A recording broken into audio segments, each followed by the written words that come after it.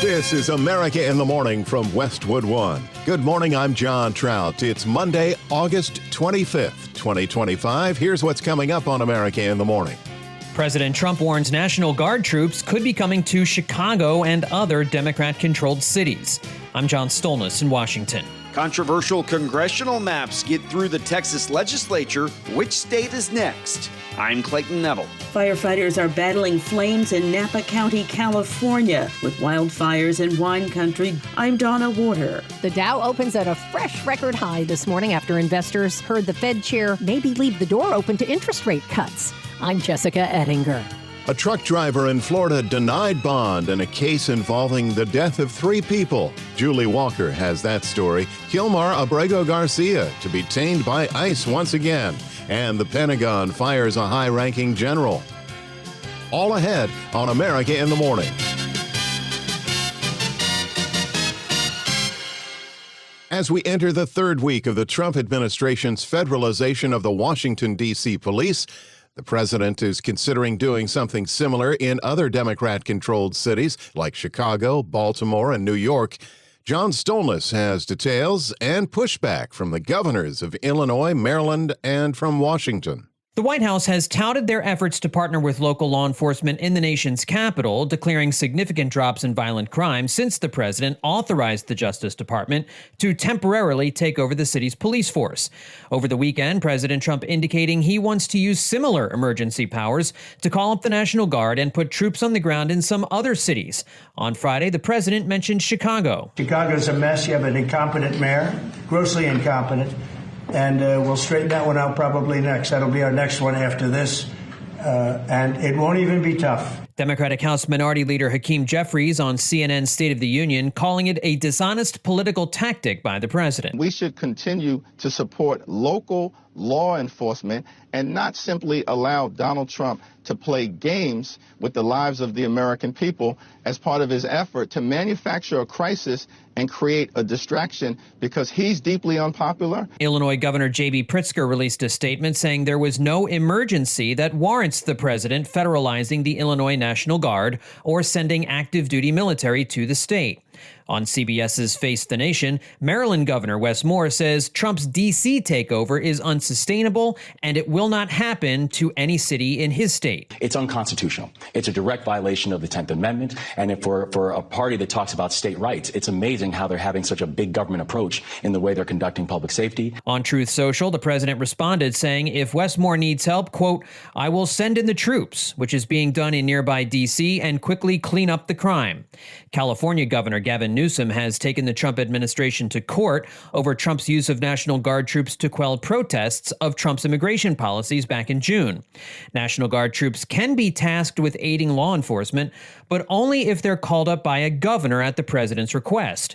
If federalized without the governor's support, those National Guard troops are limited to protecting federal buildings and other federal spaces in that city. John Stolnis, Washington. The Texas legislature has officially passed congressional maps that have ignited a national controversy. Correspondent Clayton Neville reports. The Texas House and Senate have approved the congressional maps that come in the middle of a decade, opposed to after the census report is released every 10 years, which is the typical time frame for redistricting. The maps could give President Trump 5 seats in next year's midterm elections. It was inevitable that the Republican-led Texas legislature would pass those maps, but state Democrats delayed the approval by breaking quorum and meeting with Democratic state leaders about redistricting their states in retaliation. Texas State Rep Chris Turner spoke with ABC News. When one president decides that he's going to seize more power by directing states that should have autonomy, but in case of Greg Abbott, we don't have any autonomy when it comes to Donald Trump. He can direct other states to redraw maps so he can have more power. That is a nationwide fight, and all bets are off. California Governor Gavin Newsom asking voters to decide on potentially redrawing that state's maps to favor Democrats. Of course, we want a fair playing field where everybody is playing by the same set of rules. That's no longer the case. Not with Donald Trump, not when he made a call to the governor of Texas and talked about finding 5 additional seats. Republicans quick to go after the so-called revenge map. California Republican gubernatorial candidate Steve Hilton spoke to Mark Levin on Fox News TV. Look at this redistricting thing that he's now using as his method of trying to pander to the Democrat primary voters he needs to vote for him in the only thing he really cares about, which is running for president. If California redraws its own map, that state could have 5 additional seats for Democrats in the U.S. House, which would counteract Texas's move. But Texas Governor Greg Abbott says that if that happens, the Lone Star State will just keep adding seats by redistricting again, and then again if they have to. The trend is catching on in both parties, or at least the threats of redistricting are. Republicans have shown interest in redrawing maps in at least 3 states, including Florida, Ohio, and Missouri. Democratic New York Governor Kathy Hochul says her state's considering redrawing its maps too. That, of course, in addition to California's moves. I'm Clayton Neville. The top stories of the day are sponsored by Sleep Number. It's the biggest sale of the year. All beds are on sale. Limited time, only at a Sleep Number store or sleepnumber.com. When we return, undocumented immigrant truck driver accused of vehicular homicide. When America in the Morning continues after these messages.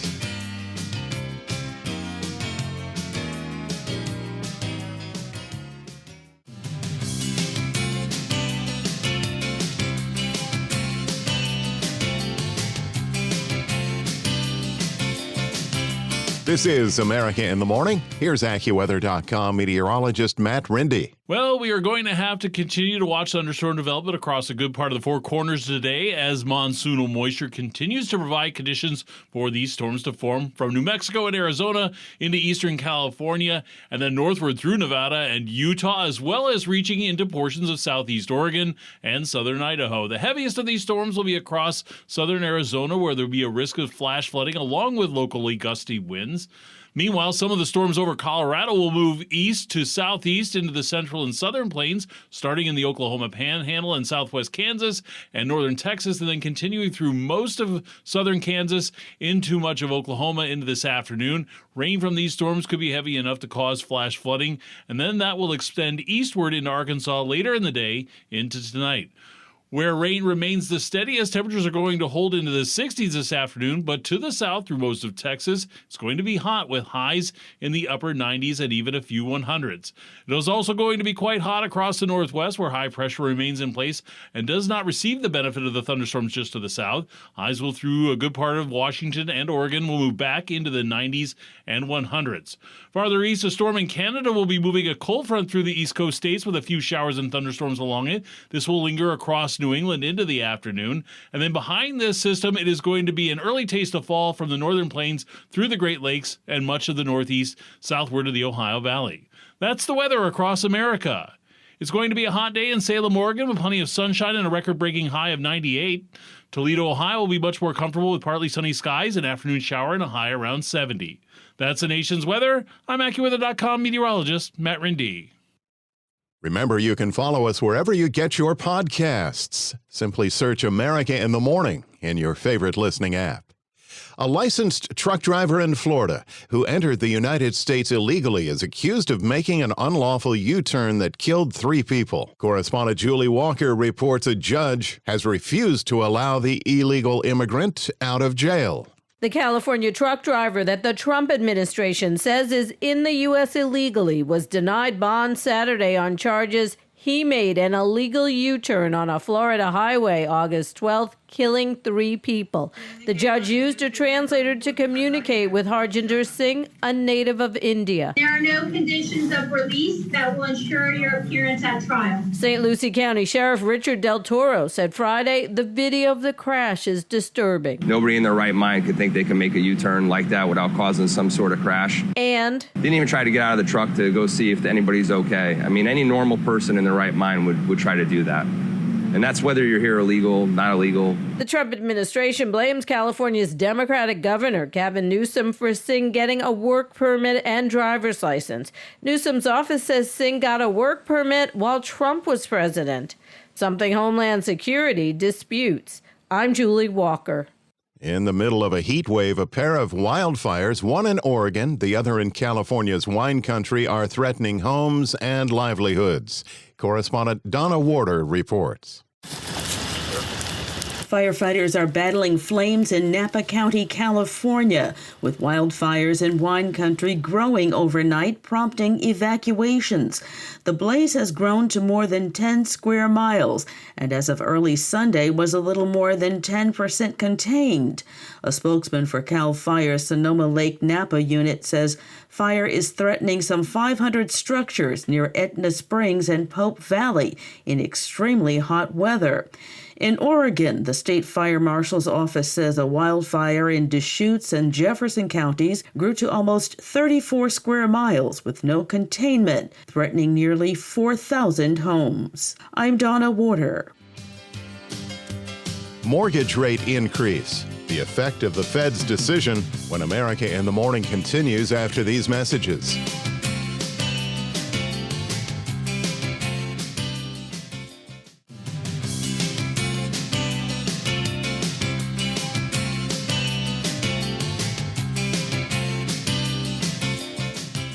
Welcome back. Here with America in the Morning.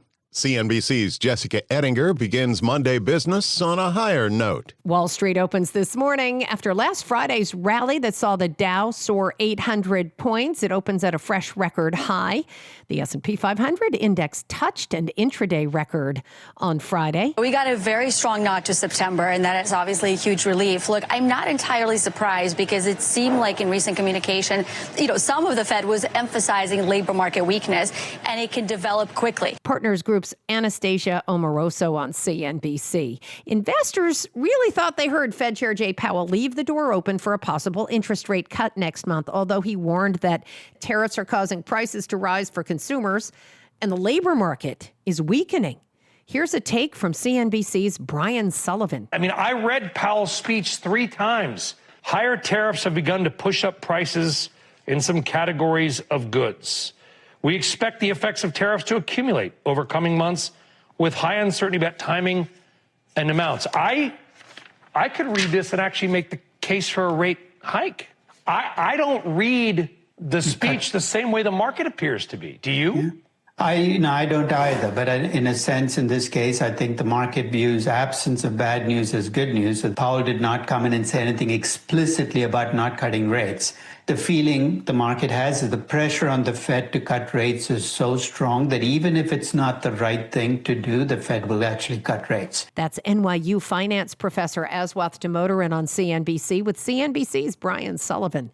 A 6.5% mortgage rate's a lot better than 7%. 6.5% was about where rates were on Friday after the Fed Chair Jay Powell gave his speech. But it might not last. The average on the 30-year fixed fell to 6.55%, according to Mortgage News Daily, and that is the lowest since last October. I would note, though, aside from today's quick reaction, if the Fed lowers rates in September, it doesn't necessarily mean that mortgage rates go down. That first big rate cut actually resulted in the opposite last September. That was after that 50 basis point cut in the Fed funds rate. Mortgage rates actually moved a little higher at first and then really shot up later. There are just a lot of other things weighing on those longer term rates. So even if we talk about the Fed lowering rates, we have to remember it doesn't always apply to mortgage rates. CNBC's Diana Olick. Intel is now co-owned by the U.S. government after the Trump administration took a 10% stake in the struggling chip maker. On today's watch list, it's a very big vacation week in America as people squeeze out the last few days of summer before the long Labor Day holiday weekend next weekend. No big earnings reports are coming today, but we do get newly built home sales numbers. CNBC's Jessica Ettinger. When we return on America in the Morning, the individual known as Maryland Man back under ICE scrutiny after these messages.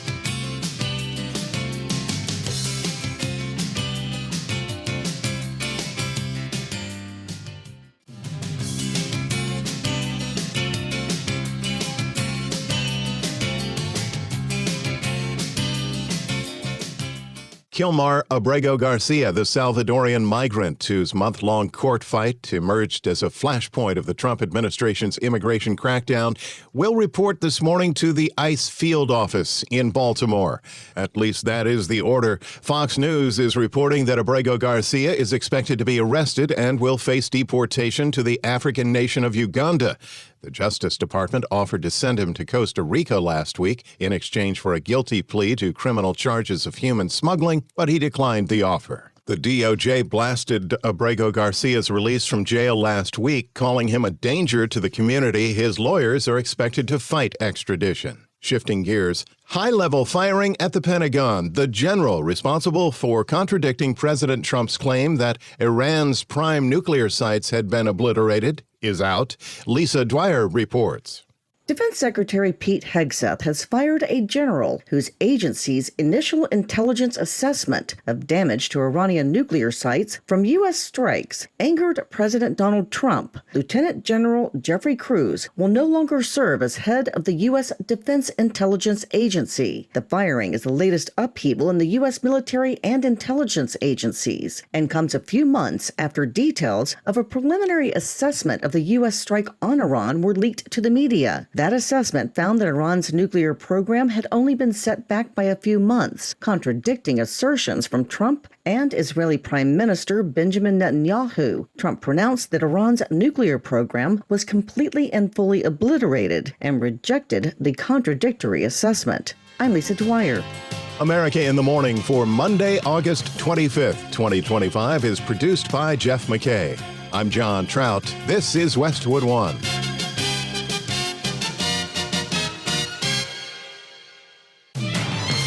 This is America in the Morning from Westwood One. I'm John Trout. Coming up this half hour. Canada is dropping retaliatory tariffs to match U.S. tariff exemptions. I'm Lisa Dwyer. The U.S. Attorney for New Jersey putting her foot down. We arrested over 300 criminals. I'm Bob Brown. Investigating a horrific crash on a New York interstate. I'm Clayton Neville. Records were released from the Justice Department interview of the imprisoned former girlfriend of Jeffrey Epstein, Ghislaine Maxwell. Ed Donahue, Washington. Update on ICE and their 100,000 new hires. Searing temperatures in the West. And Israel's retaliatory strike in Yemen. We'll have details. It was an unexpected weekend at the box office. I'm Kevin Carr. Back after these messages.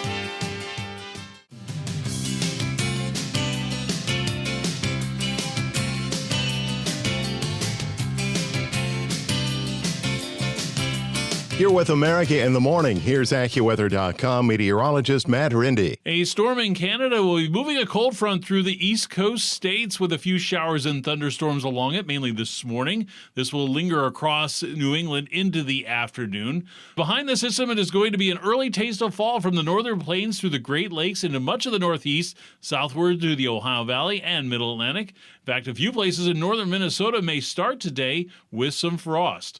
A few lake effect showers may form near the Great Lakes, but other areas will be dry with some sunshine and afternoon temperatures in the 60s and 70s. This is about 10 to 15 degrees below the historical average. Heading to the west, we're going to have more thunderstorm development across a good part of the Four Corners states today as monsoonal moisture continues to provide conditions for these storms to form from New Mexico and Arizona into eastern California and northward through Nevada and Utah, as well as reaching portions of southeast Oregon into southern Idaho. The heaviest of these storms will be across southern Arizona, where there will be a risk of flash flooding along with locally gusty winds. Some of the storms over Colorado will move east-southeast into the central and southern plains, starting in the Oklahoma Panhandle and southwest Kansas and northern Texas, and then continuing through southernmost Kansas into much of Oklahoma into this afternoon. Rain from these storms will be heavy enough to cause flash flooding, and that will extend eastward into Arkansas later in the day into tonight.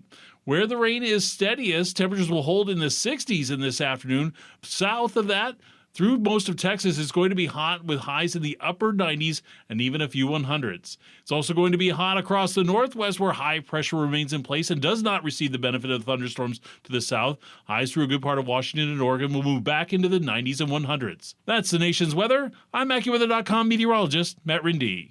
Remember, you can follow us wherever you get your podcasts. Simply search America in the Morning in your favorite listening app. Acting Immigration and Customs Enforcement Director Todd Lyons said the agency has received more than 100,000 applications for open positions as it ramps up staffing under the Trump administration. As Correspondent Donna Warder reports, ICE is planning to hire another 10,000 people before the end of the year and offering incentives and training so that these future agents can be ready to take to American streets. Get off our streets! Officers with Immigration and Customs Enforcement, or ICE, have been coming under fire as they arrest, detain, and deport people they say are in the U.S. illegally. You're trying to arrest innocent people? What's your purpose? What's your goal? But Todd Lyons, acting director of ICE, says they've been having no problem finding recruits to train as ICE officers. They want to hire some 10,000 more before the end of the year. The good thing is we can be picky now. We don't have to just take anybody or try to have, fit that square peg into a round hole just to get numbers, because we have so many qualified applicants. The latest class has been training at a facility in Brunswick, Georgia.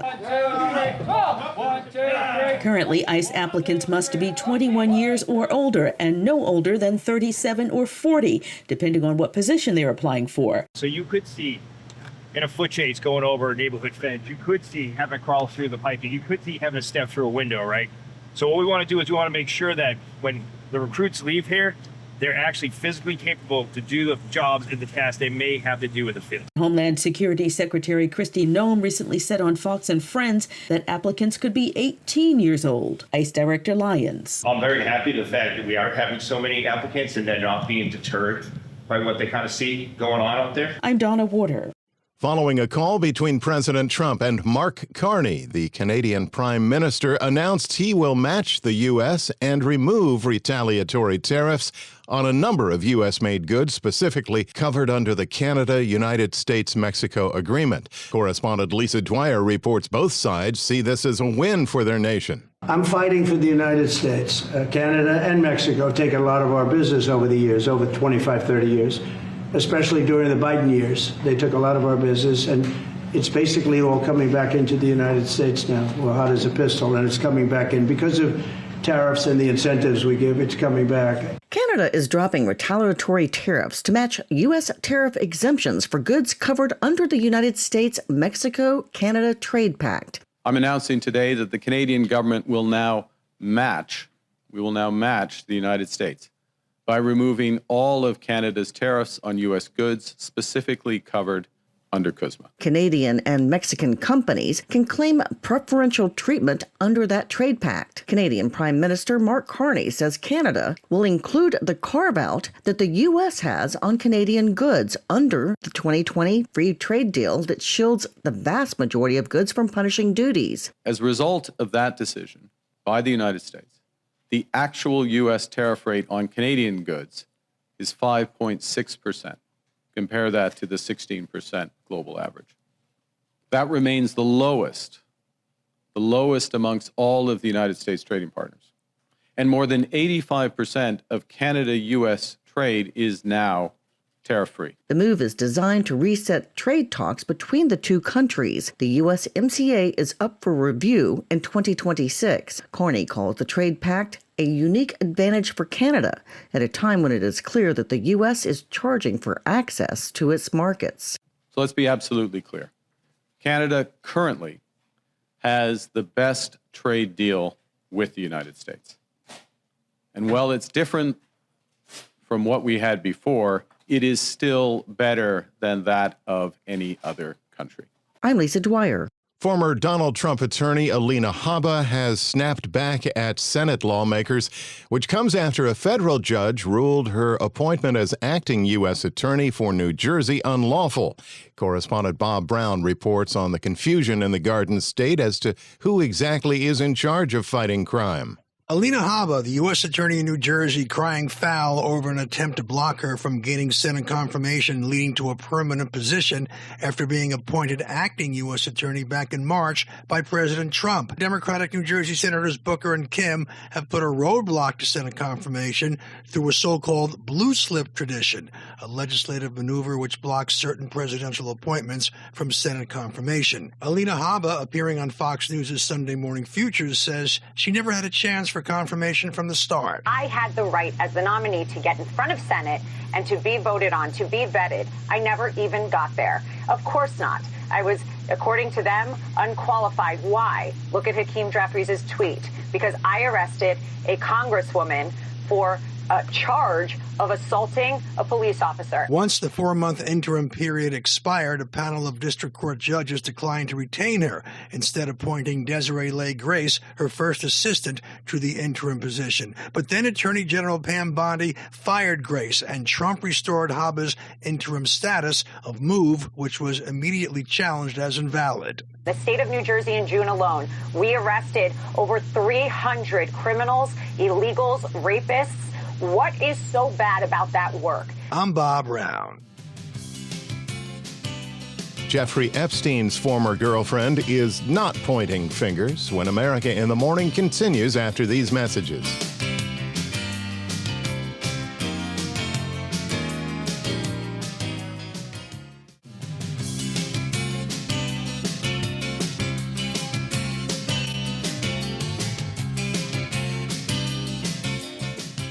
This is America in the Morning.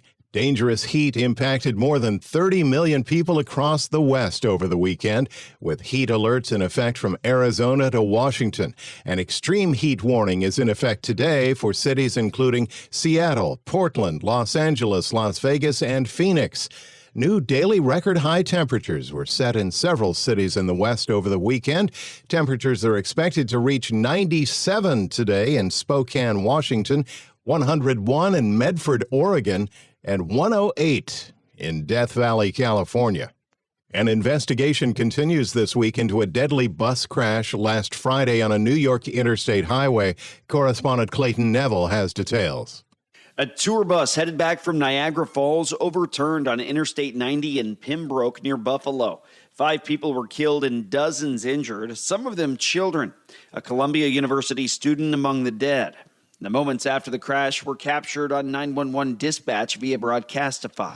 I mean, all four Mercy flights, helicopters were going to land them side by side on the median. Andre Ray with New York State Police. It's believed the operator became distracted, lost control, overcorrected, and ended up on the right shoulder there. The 55-year-old bus driver had no signs of impairment, according to investigators, and the tour bus had no mechanical failure. It's not clear if any charges will be filed.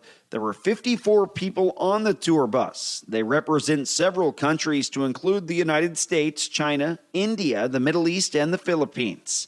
I'm Clayton Neville. Transcripts and audio of the woman thought to have the most direct knowledge of Jeffrey Epstein were released by the Department of Justice, which has not provided any incriminating evidence involving either President Trump or former President Bill Clinton. Correspondent Ed Donahue reports on what Jeffrey Epstein's ex-girlfriend did have to say. Records were released from the Justice Department interview of the imprisoned former girlfriend of Jeffrey Epstein, Ghislaine Maxwell. Deputy Attorney General Todd Blanche conducted the interview. The Trump administration has been scrambling to present itself as transparent after a fierce backlash over an earlier refusal to disclose records in Epstein's sex trafficking case. Maxwell told Blanche the president was always cordial and kind to her. I admire his extraordinary achievement in becoming the president now, and I like him, and I've always liked him. Maxwell was asked if she saw Donald Trump engage in any form of sexual behavior. I never witnessed the president in any inappropriate setting in any way. The president was never inappropriate with anybody. In the times that I was with him, he was a gentleman. Maxwell was convicted in 2021 of helping lure teenage girls to be sexually abused by Epstein, who was found dead in 2019 in a New York jail cell in what investigators described as a suicide. Ed Donahue, Washington. Less than 2 days after Israel intercepted a missile fired by the Iranian-backed Houthi rebels in Yemen, Israeli warplanes struck back, hitting numerous targets in the war-torn nation, including 2 power plants and a fuel storage facility. More on the story from correspondent Julie Walker.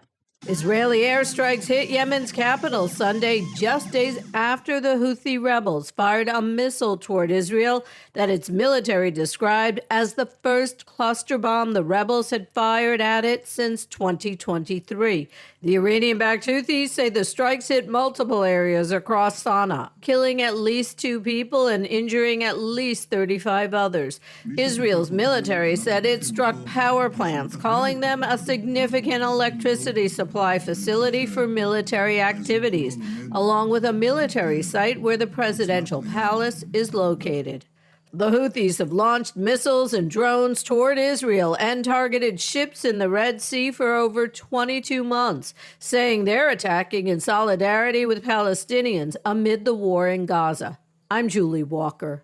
A disgruntled programmer gets busted for leaving crippling code after he was let go, but he might not have been suspected if he hadn't named the program after himself. Chuck Palm has details in today's Tech Report.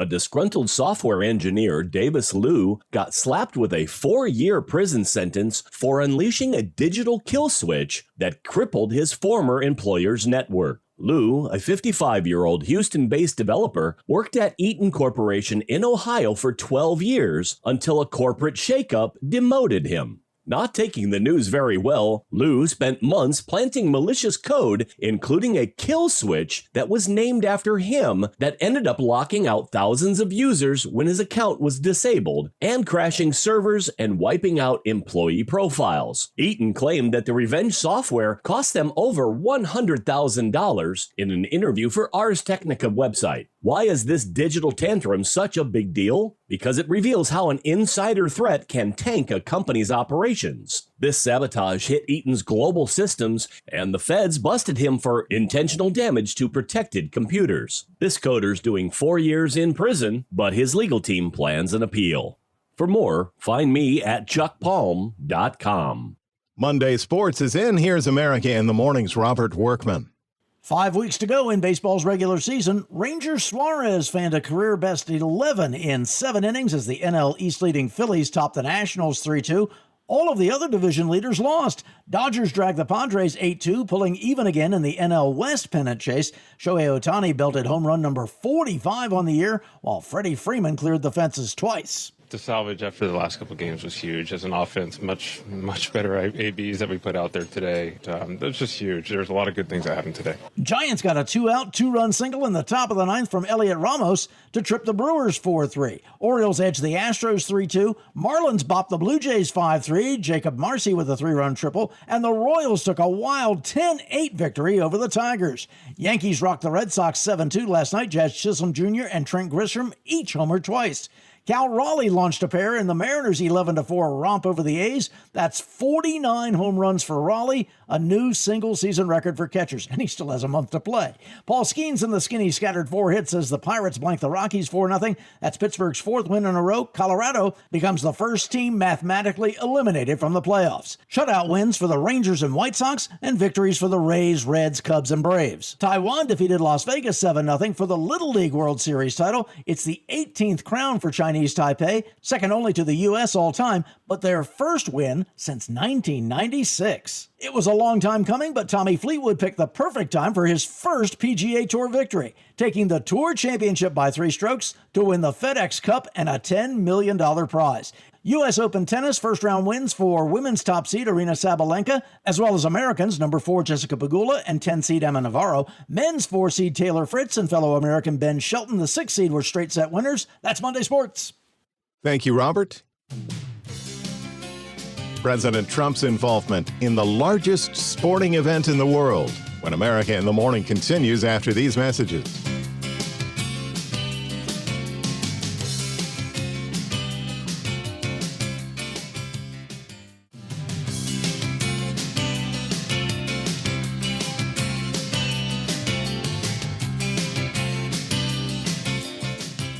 The White House announced a surprise venue where the draw for the most watched sporting event in the world will be held, a tournament to be co-hosted by the United States. Correspondent Gethin Coolbaugh explains. President Donald Trump says that the draw for the 2026 World Cup will happen on December 5th at the Kennedy Center in Washington. He made the announcement with FIFA President Gianni Infantino and Vice President J.D. Vance in the Oval Office. Presidents of countries and then those who win can touch it because it's for winners only. And since you are a winner, of course, you can as well touch it. It's pretty heavy. Yeah. It's the winner trophy. The last one who lifted that is Lionel Messi of Argentina. And here it is in the Oval Office in the White House. Can I keep it? For you. The U.S. is hosting the tournament with Canada and Mexico. The event will determine the tournament's groups and opening round games. Infantino brought the World Cup trophy to the Oval Office. Trump joked about keeping it, calling it, quote, a beautiful piece of gold.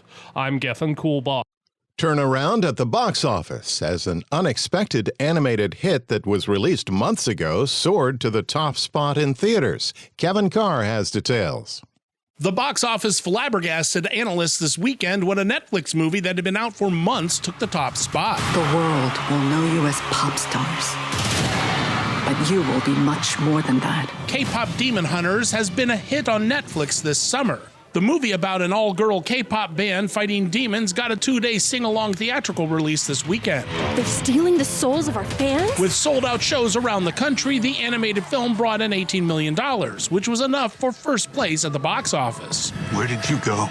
In second, with another fantastic week-to-week hold of $16 million, was Zach Krager's Weapons. The creepy thriller has now made $115 million in the States and $200 million worldwide.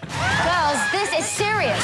We need to figure it out. We'll be stuck like this forever. Yeah. Chill, okay? Third place belonged to the also dependable Freakier Friday with $9 million. The Body Swap reboot is pacing along with its predecessor, unadjusted for inflation. The clock is ticking. We are going to find a solution. We are going to make it right. The Fantastic Four took the place of its own name. With $6 million in its fifth weekend, this film is now the highest-grossing Marvel movie of the year, but still underperforming in the long run. So, are we bad again? We just got to do this one last job. Finally, The Bad Guys 2 is showing a great hold in fifth place with $5 million. I'm Kevin Carr. America in the Morning for Monday, August 25th, 2025 is produced by Jeff McKay. I'm John Trout. This is Westwood One.